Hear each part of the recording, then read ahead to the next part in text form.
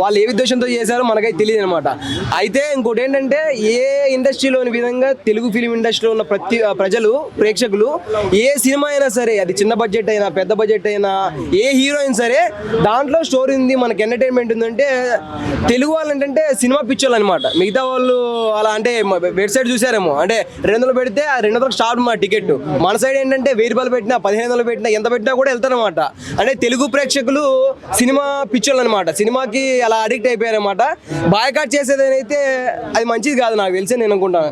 అంటే సినిమా పిక్చర్లు కాబట్టి మన తెలుగు వారిని అవమానిస్తున్నారు ప్రతి చోట. ఈసారి బాయ్కాట్ చేయకపోతే ఇంకోసారి కూడా ఇదే ఎదుర్కోవాల్సిన సిచ్యువేషన్స్ వస్తాయి. అంటే అది చెప్పారు ఇందాక, అంటే వేరే వాళ్ళు మనకేదో చేస్తానే మనం అది వాళ్ళకి చేయడం అనేది నాట్ రైట్ వే అనమాట. మనం ఏం చేయాలంటే ఓకే వాళ్ళ సపోర్ట్ చేస్తే మనకి ఇంకా కొద్దిగా వాళ్ళు అర్థం చేసుకోవాలన్నమాట. నెక్స్ట్ టైం ఓకే అప్పుడు ఏదో చేసాం మనము, వాళ్ళు తెలుగు ప్రేక్షకులు పిక్చర్లేం కాదు అంటే మనం ఇలా చెడు చేసినా కూడా వాళ్ళు మనం మంచి చేస్తా ఉన్నారు కదా అని చెప్పి నెక్స్ట్ టైం అయితే రిపీట్ అవుతుంది అనమాట. ఇంకా మీకు ఉదాహరణలు చెప్పాలంటే ఇంకేం చెప్పలేం. ఎవరైనా ఏదైనా ఒక అంటే రోజు నన్ను తిడతా ఉన్నాడు అనమాట, నేను పట్టించుకుంటలేను. ఒకసారి తిట్టాడు, రెండోసారి తిట్టాడు, మూడోసారి తిట్టాడు, నాలుగోసారి తిట్టాడు, 5సారి తిట్టాడు, నేను సైలెంట్ అయిపోయా. ఆడు ఏమంటాడు, ఇంకా అమ్మ ఇంత తిట్టినా కూడా ఇడు అసలు ఏం మాట్లాడలేడు కదా, ఇంత మంచోని మనం ఎందుకు తిట్టాలి అని చెప్పి, అరే నేను తిడతాను నువ్వు ఎందుకు మాట్లాడలేదంటే నేను మంచోని పోయా అంటాడు అనమాట. అలాగే తెలుగు ప్రేక్షకులు కూడా ఎంతో మంచోళ్ళు.